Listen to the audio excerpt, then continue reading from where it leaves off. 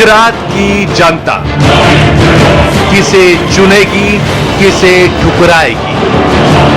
हमारी जवाबदारी 181 नहीं, हमारी जवाबदारी एक है। अगली सरकार चुने जाने तक हर खबर की दस्तक। मैंने तुम्हारा में भरोसा है। जो दूसरे के लिए टका खोदता है उसके लिए कुआं तैयार रहता है। गुजरात की जनता की आवाज आप तक पहुंचाएगी गुजरात एक्सप्रेस, सिर्फ एनडीटीवी इंडिया पर।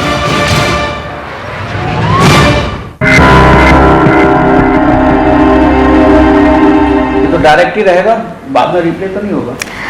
आप देख रहे हैं इस वक्त की अहम खबर, जिसमें दिल्ली की लड़कियों को एक बार फिर से झकझोर कर रख दिया है। राजधानी दिल्ली पर लगा है रेप कैपिटल का तमगा, जिसके चलते दिल्ली की महिलाएं बेहद असुरक्षित महसूस कर रही हैं। ताजा मामला बीती रात 9:30 बजे का है, जब एक निजी बस से अपने दोस्त के साथ सफर करने चढ़ी एक लड़की के साथ सामूहिक बलात्कार किया गया। घटना साउथ दिल्ली के महिपालपुर इलाके की है।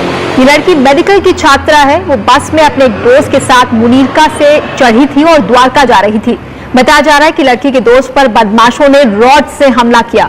उसके बाद लड़की के साथ बलात्कार किया गया, गैंग रेप किया गया। हादसे के बाद लड़की को गंभीर हालत में सफदरजंग अस्पताल में भर्ती करवाया गया है। बसंत विहार थाने में मामला दर्ज हुआ है और पुलिस 20 ऐसे लोगों से पूछताछ कर रही है जो अलग अलग व्हाइट लाइन बसों में काम करते हैं। दिल्ली में इस खबर के बाद लोग गुस्से में हैं और कार्रवाई चाहते हैं। इस बीच इस मामले में सरकार का रवैया कितना ढीला ढाला है, इसका अंदाजा इस बात से लगाया जा सकता है कि अभी तक उस बस का पता नहीं चल पाया है जिसमें ये रेप हुआ। फिर भी दिल्ली की मुख्यमंत्री शीला दीक्षित ने पत्रकारों से कह दिया कि बस का परमिट रद्द हो गया है। मुझे ट्रांसपोर्ट डिपार्टमेंट ने बताया है कि उनका लाइसेंस तुरंत कैंसिल कर दिया गया है। इसका अलावा जो उचित कार्रवाई करनी पड़ेगी, सख्त से सख्त कार्रवाई, न केवल इस व्हाइट लाइन बस के ऊपर, लेकिन फ्यूचर में भी ऐसे कुछ कांड न हो, इस तरह के हादसे न हो पाए, इस पे भी हम देखेंगे। इस मुद्दे पर चर्चा करने के लिए इस वक्त स्टूडियो में है मेरे साथ खास मेहमान गौतम कौल, पूर्व एडिशनल कमिश्नर दिल्ली पुलिस। आपका बहुत बहुत स्वागत है कौल साहब। और साथ ही रंजना कुमारी जो कि सीएसआई की निदेशक हैं, कुछ ही देर में हमारे साथ जुड़ने वाली हैं। जिस तरह से कौल साहब ये मामले हर दिन सामने आ रहे हैं, आंकड़े बताते हैं कि हर 18 घंटे में दिल्ली में किसी लड़की या महिला के साथ बलात्कार होता है। अब शाम को या रात को बस से सफर करना भी आसान नहीं है। वो लड़की अकेली नहीं थी। बात सही है। यहाँ लड़की का जो दोस्त था वो उसको ले जा रहा था, और उसके बावजूद भी थी ये जो लोग हैं, खबरों में तो ये है कि 5, मेरी जानकारी है कि शायद उसके अंदर 5 से भी शायद ज़्यादा लोग थे, और उन्होंने जो है ये सब नशे में थे, शराब पी के ट्रैवल कर रहे थे, और उन्होंने जो है ये हरकत जो है एक की है। और इस घिनौनी तरह से इस लड़की के साथ पेश आए हैं कि मुझे तो लगता है कि जब कभी भी ये जो है लोग पकड़े जाएंगे, और मुझे पूरी उम्मीद है कि दिल्ली पुलिस जो है इस केस को जो है संभाल लेगी, और जानकारी उनके पास है इस वक्त थोड़ी बहुत ऐसी जो सुराग हैं जिससे कि वो आगे इन्वेस्टिगेशन कर रहे हैं। मसला कौन साहब ये है कि अपराधियों के हौसले इतने बुलंद हो गए हैं कि उन्हें कानून का या पुलिस का कोई खौफ ही नहीं है। इस वजह से यहाँ वारदातें इतनी ज्यादा बढ़ गई हैं क्योंकि उन्हें मालूम है कि कुछ होगा नहीं। हाँ, खौफ, जरा कानून का खौफ जो है थोड़ा सा कम हो गया है, और मैं इस विचार का अब आ रहा हूं कि जब कानून एक रेप ऑफेंस जो है उसको डिफाइन करता है, बताता है क्या है, और उसके लिए सजा दी गई है।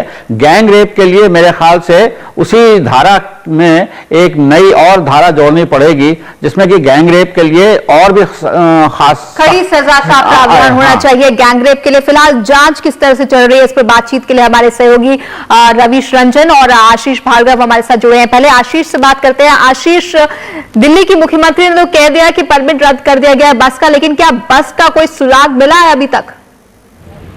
जी देखिए, जहां तक दिल्ली पुलिस की बात है कि बस की तलाश में कई टीमें लगी हुई हैं। खास तौर पर सीसीटीवी फुटेज जो महिपालपुर के गेस्ट हाउस से दिल्ली पुलिस को मिला है वो एक अहम क्लू है दिल्ली पुलिस के लिए। और इससे पहले दिल्ली पुलिस ये पता लगा चुकी है कि जो बस इस पूरे मामले में शामिल रही है उस पर यादव लिखा हुआ था। इसके अलावा उस पर सिंगल गेट था, आगे की तरफ लाल रंग की उसमें सीटें थी और इसके साथ साथ जो बस का पिछला व्हील था उस पर व्हील कैप था सफेद रंग का। ये तमाम तरह की जानकारियां हैं जिसके आधार पर दिल्ली पुलिस की जांच आगे बढ़ रही है। दिल्ली पुलिस पालम के इलाके में, खास तौर पर महिपालपुर के इलाके में, और अब दिल्ली पुलिस की टीमें गुड़गांव के इलाकों में छानबीन कर रही हैं और दिल्ली पुलिस को उम्मीद है कि जल्द से जल्द इन लोगों को पकड़ लिया जाएगा और बस को अपने कब्जे में लिया जाएगा। लेकिन सबसे बड़ा सवाल यह है कि इस तरह, और ये जो घटना हुई ये कोई देर रात नहीं हुई, ये घटना 9:30 से 10:15 के बीच में हुई, जिस समय दिल्ली पूरी तरह जगी रहती है। दिल्ली पर काफी ट्रैफिक भी होता है दिल्ली में, और इस तरह की घटना होने पर दिल्ली पुलिस की सुरक्षा व्यवस्था पर एक सवाल या निशान लगा है और दिल्ली पुलिस को इसका जवाब देना होगा। जी, जिस तरह से राजधानी दिल्ली में महिलाओं के खिलाफ बलात्कार के मामले बढ़ रहे हैं, लड़कियां, महिलाएं असुरक्षित महसूस कर रही हैं, ऐसे में दिल्ली पुलिस पर दबाव तो बढ़ता जा रहा है कार्रवाई को लेकर, क्योंकि अक्सर इस तरह के मामले रफा दफा हो जाते हैं। आशीष जी बिल्कुल, देखिए पूरा दबाव है दिल्ली पुलिस पर और अभी तक दिल्ली पुलिस के किसी भी अफसर ने अपने मुंह से कैमरा के सामने कुछ नहीं बोला है। हालांकि दिल्ली पुलिस सबसे पहले ये चाहती है कि वो जल्द से जल्द इस मामले के आरोपियों को अपने शिकंजे मिले और इसके बाद वो अपना पक्ष रखे। लेकिन उसके बावजूद दिल्ली पुलिस अपनी इस पूरी घटना में अपनी भूमिका से पल्ला नहीं झाड़ सकती। उसे ये जवाब भी देना पड़ेगा कि क्या दिल्ली में इस तरह एक पॉश इलाके में जिस तरह एक लड़की और उसके दोस्त को उठाया गया और उसके बाद चलती बस के भीतर उसके साथ सामूहिक बलात्कार किया गया, बुरी तरह मारा पीटा गया और उसके बाद सड़क पर छोड़कर आरोपी फरार हो गए, तो इसमें दिल्ली पुलिस को भी जवाब देना पड़ेगा और उसे बताना पड़ेगा कि दिल्ली की सुरक्षा व्यवस्था इतनी खराब क्यों है। जी, बहुत बहुत शुक्रिया आपका आशीष इस पूरी जानकारी के। फिलहाल इस लड़की की हालत गंभीर बताई जा रही है। इस पर बातचीत के लिए हमारे साथ रवीश रंजन शुक्ला हमारे संवाददाता जुड़ रहे हैं सफदरजंग अस्पताल से। रवीश, बताया जा रहा है कि इन बदमाशों ने वहशियाना हरकत तो की ही, लेकिन बहुत मारपीट भी की उस लड़की के साथ गैंगरेप के बाद, जिसके बाद उसकी हालत काफी बिगड़ गई है। जी देखिए, इसका बहुत ही ज्यादा गंभीर है जो है वो लड़की की तबीयत, क्योंकि जो चेहरे के ऊपर में जो है वो कई सारी चोटें आई हैं और शरीर के निचले पार्ट में कई सारी चोटें हैं, ब्लीडिंग बहुत ज्यादा हुई है। तो डॉक्टरों का ये कहना है कि कल रात को भी जो है वो लड़की की जो है वो सर्जरी की गई है और अभी भी जो है वो लड़की 10 से 12 घंटे उसके लिए बहुत ही क्रूशियल है, क्योंकि वेंटिलेटर पर रखा गया है लड़की को। ये लड़की के फादर हैं, ब्रदर हैं, मदर हैं, वो भी यहाँ पर आए हुए हैं, लेकिन निश्चित तौर पर लड़की की हालत में अब तक कोई बहुत ज्यादा सुधार जो है वो नहीं दिख रहा है। डॉक्टरों का ये कहना है कि 10 से 12 घंटे बहुत अहम होंगे, क्योंकि लड़की को ब्लीडिंग बहुत ज्यादा हुई है और कई सारी जो है वो चोटें लगी हुई हैं, तो इससे वो लड़की की हालत अभी भी जो है वो बहुत ज्यादा गंभीर बनी हुई है। क्या रवीश ये कहा जा सकता है कि उसकी जिंदगी खतरे में है? जी बिल्कुल खतरे में है जिंदगी, क्योंकि डॉक्टरों का ये साफ तौर पर कहना है कि क्रिटिकल कंडीशन है और सीरियस भी है, यानी जो है वो वेंटिलेटर पर रखा गया है, तो जरूर खतरे की बात है। और डॉक्टरों का ये भी कहना है कि 10 से 12 घंटे बहुत ज्यादा अहम होंगे, क्योंकि 10 से 12 घंटे में अगर लड़की होश में आ जाती है तब ये कहा जाएगा कि जो है वो उसकी हालत खतरे से बाहर है। लेकिन अगर होश में नहीं आती लड़की और कंटिन्यू जो है वो वेंटिलेटर पर रखा जाता है, तो जरूर एक जो है वो खतरे की बात होगी। आखिरी सवाल रवीश, जो लड़का उसके साथ था उसे भी मारा पीटा गया था, उसकी हालत कैसी, क्या कुछ उसने बताया है, क्या उसे कुछ पूछताछ हुई है? देखिए, लड़की की हालत कोई बहुत ज्यादा खराब नहीं थी, लेकिन सिर पर बहुत ज्यादा चोट आई हुई थी और हाथ में फ्रैक्चर हो गया था। तो लड़के की यहाँ से जो है वो मेडिकल करवा के अभी वो जो है वो पुलिस थाने में है और सारी बातें जो बयान है वो लड़के की ओर से ही सारे आ रहे हैं, जो पुलिस के पास में जानकारी आ रही है, क्योंकि लड़की तो अभी जो है वो बेहोश है। तो लड़के की हालत अभी ठीक है, लेकिन लड़की की हालत जरूर खतरे में है। शुक्रिया इस पूरी जानकारी के लिए आपका। तो यहाँ पर एक नई बात जो अभी खुलकर आ रही है वो ये कि पीड़ित लड़की की हालत गंभीर है, काफी गंभीर है, वो वेंटिलेटर पर है और उसकी जान खतरे में है। सामूहिक बलात्कार के साथ साथ उसके साथ बहुत बुरी तरह से मारपीट करी गई और उसके बाद चलती बस से उसे नीचे फेंक दिया गया जिसके चलते उसकी जिंदगी पर अब खतरा मंडरा रहा है। इस मुद्दे पर हम बातचीत कर रहे हैं। स्टूडियो में हमारे साथ हैं गौतम कौल, पूर्व एडिशनल कमिश्नर दिल्ली पुलिस, और रंजना कुमारी हमारे साथ जुड़ गई हैं जो कि निदेशक हैं CSI की। रंजना जी, 9:30 बजे एक लड़की बस से सफर करती है, अकेली नहीं थी, उसके साथ एक दोस्त था। अब ऐसा लग रहा है कि दिल्ली में लड़कियों का पब्लिक ट्रांसपोर्ट से जाना, बसों से जाना भी अब मुश्किल होता जा रहा है। निश्चित तौर पर ये अपने आप में बहुत ही शर्मनाक घटना है। ना सिर्फ ये सामाजिक मानसिकता हमारी कितनी बिगड़ चुकी है, कितनी गंदी और गलत मानसिकता के हम लोग शिकार हो गए हैं, और दूसरी तरफ दिल्ली की जो सुरक्षा व्यवस्था है, इस पर इससे बहुत बड़ा प्रश्न चिन्ह उठता है कि आखिर 9:30 बजे अगर कोई सुरक्षित नहीं है, देश की राजधानी और राजधानी के भी जो सबसे ज्यादा प्रतिष्ठित इलाका है, वसंत विहार, वसंत कुंज, मुनीरका, इस इलाके में जवाहरलाल नेहरू यूनिवर्सिटी बिल्कुल बगल में है, ऐसी जगह पर इस तरह की घटना का हो जाना, जिसमें एक लड़की बस स्टैंड पर बैठी है 9:30 बजे, उठा करके आखिर वो बस कहां गायब हो गई है, दिल्ली पुलिस क्यों नहीं खोज पा रही है, वो कौन से ऐसे बदमाश तत्व हैं, इस तरह के गुंडे तत्व हैं जो घूम रहे हैं शहर के अंदर, बस लेके घूम रहे हैं कि कहीं से भी किसी लड़की को उठा लेंगे, बस में ले जाके उसका गैंग रेप करेंगे, और आज उस लड़की की जिंदगी खतरे में पड़ी हुई है। ये अपने आप में बहुत बड़ी चिंता का विषय है। सरकार को जागने की जरूरत है। दिल्ली की मुख्यमंत्री महिला है, उनको इस समय इस पूरी व्यवस्था का संज्ञान लेने की जरूरत है कि आखिर कोई भी माँ बाप निश्चिंत होकर के दिल्ली के अंदर कैसे सो सकते हैं जिनकी जवान लड़की है। जी, 15 सालों से दिल्ली की मुख्यमंत्री हैं शीला दीक्षित, और इस मामले में एक व्यक्ति ने ट्वीट भी किया कि इस मामले में उन्हें जवाब देना चाहिए कि दिल्ली में महिलाएं सुरक्षित क्यों नहीं है। आंकड़े बताते हैं कि दिल्ली, राजधानी दिल्ली पूरे देश में अकेला ऐसा प्रदेश है जहां सबसे ज्यादा महिलाओं के खिलाफ बलात्कार के मामले होते हैं। 2011 में 568 मामले कौल साहब सामने आए हैं। तो आखिर दिल्ली इतनी असुरक्षित कैसे बन गई? यहां बहुत हद तक दिल्ली पुलिस भी जिम्मेदार है। मेरे ख्याल से ये सारा आरोप जो है दिल्ली पुलिस के कदमों पर नहीं डालना चाहिए, क्योंकि यहाँ कई तरह की समस्याएं हैं कानून व्यवस्था की, जिसमें कि जनता का भी योगदान जो है या मदद जो है वो सामने रखनी चाहिए। यहाँ पे लोग जो हैं आते हैं, चले जाते हैं, उनका जो है रिकॉर्ड रखना जो है बड़ा मुश्किल हो जाता है, और इस तरह के खासतौर से जो दिल्ली के आसपास के जो गांव हैं, इनमें जो है जो जवान लोग हैं वो बहुत ज़्यादा अपने आप को महफूज समझते हैं कि अगर हम कोई हरकत करेंगे तो फौरन यहाँ से दिल्ली छोड़ के वो दूसरे पड़ोसी प्रांत में जाके शरण ले सकते हैं। और ये जो है ये खासतौर से जब हम तफ्तीश करते हैं तो ये पहले तफ्तीश की जो है ये एक बड़ी समस्या आती है कि हमको ये प्रूव करना है कि ये जिसने हरकत की है ये दिल्ली का है भी कि नहीं है, क्योंकि अगर वो नहीं है तो फिर पड़ोसी प्रांतों की जो पुलिस है उनके साथ हमको मदद लेनी पड़ती है, और वो मदद में जो है थोड़ा सा समय निकल जाता है। आप खुद ही आपने कहा है कि इसकी अभी पुलिस को खास जानकारी नहीं है कि किसने किया है, तो यही इस वक्त जो है तफ्तीश चल रही है कि ये लोग जो हैं, जो नौजवान हैं, ये दिल्ली के वासी हैं या पड़ोस के हैं जो कि यहाँ आए मौज मस्ती के लिए आए, शाम को शराब पी इस मामले में सरकार को जवाब देना चाहिए, क्योंकि आखिर दिल्ली की सुरक्षा दिल्ली सरकार की जिम्मेदारी है। रंजना जी, बिल्कुल, नागरिक की सुरक्षा। मुझे बड़ा आश्चर्य हो रहा है कि कौल साहब एक पूर्व पुलिस अधिकारी हैं और कह रहे क्रॉस बॉर्डर, तो व्यवस्था क्यों नहीं बनाते हैं? आखिर दुनिया के तमाम मेट्रोपॉलिटन सिटीज में जो मेट्रोपॉलिटन पुलिसिंग होती है उसमें ये व्यवस्था होती है कि अगर आपके इस तरह का अपराध हो तो आप दूसरे उसका बॉर्डर का आप बहाना नहीं बनाएंगे कि आप दूसरे राज्य में जाके आप पता नहीं लगा सकते। क्यों नहीं व्यवस्था बनाते हैं?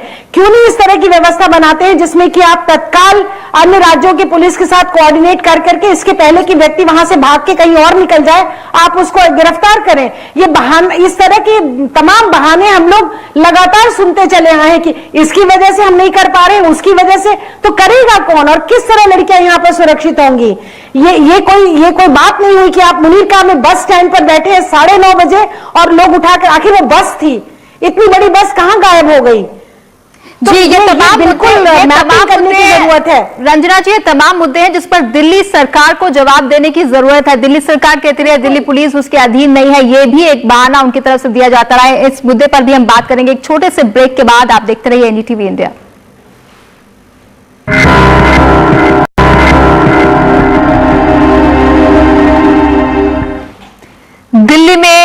रेप का जो मामला सामने आया है उसके बाद 12 घंटे से ज्यादा हो चुके हैं, लेकिन दिल्ली सरकार के मंत्री बेखबर हैं। किरण वालिया से जब इस घटना के बारे में पूछा गया तो उन्होंने कहा कि अभी उन्हें इस बारे में कुछ पता नहीं। लगातार काम हो गए हैं, बहुत बुरा है। आपने मुझे बताया कि पूरे जांच करके लोग पूरा किसी को बख्शेंगे नहीं। प्रॉब्लम ये होती है जब हम एक्शन को स्टेप डाले, लोगों की हिम्मत बढ़ती है, एक्शन जबरदस्त लिया जाए। इस मामले पर सोशल नेटवर्किंग साइट ट्विटर पर लोगों ने अपनी प्रतिक्रिया दी है, अपनी नाराजगी जाहिर की है और जवाब मांगा है दिल्ली सरकार से। अभी आपको दिखाएंगे ये ट्वीट जिसमें लोगों ने दिल्ली सरकार से जवाब ही मांगा है कि क्यों आखिर दिल्ली में महिलाएं सुरक्षित हैं। इस वक्त हम चर्चा को आगे बढ़ा रहे हैं। गौतम कौल हमारे साथ पूर्व IPS अधिकारी मौजूद हैं स्टूडियो में और रंजना जी मौजूद हैं। कौल साहब, यहाँ पर दिल्ली पुलिस किसके प्रति जवाबदेह है? क्योंकि अक्सर दिल्ली की मुख्यमंत्री कह देती हैं कि वो दिल्ली पुलिस उनके पास नहीं है, वो केंद्र के पास है, ये कहकर वो पल्ला झाड़ देती है। तो क्या दिल्ली पुलिस की जवाबदेही यहाँ कम हो गई? पहली बात तो ये है कि दिल्ली पुलिस किसके कंट्रोल में रहेगी, यानी कि CM दिल्ली के या गृह मंत्री जो हैं उनके बीच में रहेगी। कानून व्यवस्था जो है वो तो आखिर पुलिस वाले ही चलाएंगे ना, ये लोग थोड़ी चलाएंगे।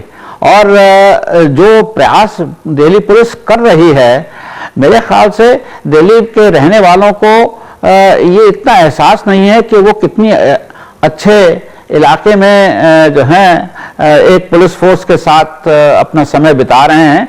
पड़ोस की पुलिसों को आप देख लिया, मैं ये असल में ये एक तरह से छीटाकशी नहीं करना चाहता, पर चीज ये है कि दिल्ली पुलिस कहीं ज्यादा मॉडर्न पुलिस है, उसके तौर तरीके जो हैं ज्यादा अच्छे हैं, इनका व्यवहार ज्यादा अच्छा है। अब क्राइम बढ़ रहा है तो ये तो एक कौन सा कुछ आंकड़े हैं जो नेशनल क्राइम ब्यूरो ने जारी किए हैं। दिल्ली पुलिस के लोगों के खिलाफ 2011 में 12,000 से ज्यादा मामले दर्ज हुए और देश में कहीं किसी और पुलिस से कहीं ज्यादा है। यूपी या MP से भी आप कंपैरिजन करें तो उससे भी कहीं ज्यादा है। तो क्या ये सवाल नहीं है दिल्ली पुलिस? मैं आंकड़ों पे ज्यादा निर्भर नहीं करूंगा अपना बयान। ऐसा है कि आंकड़े जो हैं, अगर आप चाहते हैं कि आंकड़े कम हो जाए तो आंकड़े जो हैं 12 घंटे में दिल्ली पुलिस में कम हो सकते हैं। ये तो सिर्फ ये है सच्चाई की बात है। आंकड़ों से जो है हिंदुस्तान में कभी भी क्राइम को नापना नहीं चाहिए। और इस वक्त यूपी के अंदर भी जो है आंकड़े जो हैं अगर कम मिलेंगे, शायद दिल्ली पुलिस से भी कम मिल जाए आपको, तो उसका एक जवाब है अलग से, मैं देना नहीं चाहता इस वक्त। इस पर रंजना जी से जवाब देते हैं। रंजना जी, यहाँ दिल्ली पुलिस किसके प्रति जवाबदेह है? क्या इसका असर पड़ता है दिल्ली की कानून व्यवस्था पर? नहीं, बिल्कुल पढ़ना नहीं चाहिए, क्योंकि हर सिटीजन की, हर नागरिक की सुरक्षा की जिम्मेदारी राज्य की है और इसी जिम्मेदारी के तहत दिल्ली सरकार भी आती है। वो कहीं से अलग नहीं है कि उसकी कोई जिम्मेदारी नहीं बनती है क्योंकि पुलिस केंद्र सरकार पे, आखिर एक केंद्र शासित क्षेत्र है कि नहीं है और दिल्ली की सरकार है यहाँ पर। तो ऐसे में दिल्ली सरकार ये कह के नहीं बच सकती है कि सरकार, पुलिस हमारे पास नहीं है इसलिए हम यहाँ की शासन व्यवस्था, यहाँ की सुरक्षा व्यवस्था को सुधार नहीं सकते हैं। ये कहना सरासर गलत होगा, क्योंकि आखिर दिल्ली पुलिस की जिम्मेदारी फिर है क्या? तो इसका मतलब ये कि लूट खसोट यहाँ मचे और लड़कियों के साथ रेप हो, उनके साथ अन्याय हो और कोई जिम्मेदार नहीं, क्योंकि केंद्र सरकार के पास सिर्फ पुलिस है और पूरी राज्य शासन की व्यवस्था दिल्ली सरकार के पास है। ये कोई अपने आप में तर्कसंगत बात नहीं है और ये कहना सरासर गलत है। ये पूरी की पूरी दिल्ली सरकार की जिम्मेदारी है कि यहाँ का हर नागरिक सुरक्षित हो। आखिरी सवाल, कौल साहब कहते हैं, कौल साहब ये कहा जाता है कि अगर पुलिस चाहे तो सब कुछ कर सकती है, लेकिन फिर भी रेप के मामलों में, अधिकतर मामलों में कार्रवाई होती नहीं है। या तो आरोपी पकड़े नहीं जाते या फिर उनके ऊपर कड़ी धाराएं नहीं लगती। मेरे ख्याल से ये कथन गलत है। कार्रवाई होती है। होता क्या है कि एक बार अगर रेप अगर हो गया, आदमी पकड़ा गया, जब केस कोर्ट में जाता है तो लड़की बहुत ज्यादा केसेस के अंदर जो है वो अपना जो आरोप है, ओरिजिनल आरोप जो है उसको सस्टेन नहीं करती और वो जो है हॉस्टाइल हो जाती है, या वो केस जो है वो जिरा के समय में टेक्निकल एविडेंस पे जो है उसको जो है वो सजा नहीं मिलती जो विक्टिम है। ये समस्या जो है पहले जो है सारा जो समाज है वो दिल्ली पुलिस के खिलाफ ये तौहीन करता है कि साहब केस जो है वो सॉल्व नहीं हो रहा, केस सॉल्व नहीं हो रहा। जब केस सॉल्व होने लग जाता है तब फिर जो कंप्लेनेंट है वो आगे परस्यू नहीं करना चाहता, उसके ना परस्यू करने के जो है वो कई और बातें हैं। तो ये मेरे ख्याल से ये हर शख्स को जो है ये अपनी जिम्मेवारी समझने चाहिए। जी, लेकिन कुल मिलाकर ऐसा नहीं है जो कि रंजना जी सिर्फ 20 सेकेंड है मेरे पास। बिल्कुल बिल्कुल गलत बात है, ये एकदम गैर जिम्मेदाराना बयान है कौल साहब, क्योंकि आप ये नहीं देखते हैं कि 5 साल से 7 साल तक इस तरह के न्याय आने में समय लगता है और रेप को प्रूफ और है वो जी रंजना जी मुझे आपको रोकना होगा, उसने किया रंजना जी किया है। रंजना जी मुझे रोकना होगा, माफी चाहते हैं फिलहाल यहाँ भी दोष दे रहे हैं विक्टिम को। रंजना जी मुझे यहाँ रोकना पड़ेगा आपको क्योंकि समय खत्म हो चुका है। माफी चाहते हैं, फिलहाल इतना ही समय था इस पूरी चर्चा के लिए, लेकिन सवाल यह है कि रेप कैपिटल का दाग झेल रही दिल्ली की महिलाओं और लड़कियों के लिए सुरक्षा आखिर कब मिलेगी? क्या अब शाम को घरों से निकलना भी दूभर हो गया है? इस पर जवाब देना होगा दिल्ली सरकार को, दिल्ली की जनता को। आप दोनों का बहुत बहुत शुक्रिया कौल साहब और साथ ही रंजना जी आपका भी इस चर्चा में हिस्सा लेने के लिए। इसी के साथ एक छोटा सा ब्रेक, आप देखते रहिए एनडीटीवी इंडिया।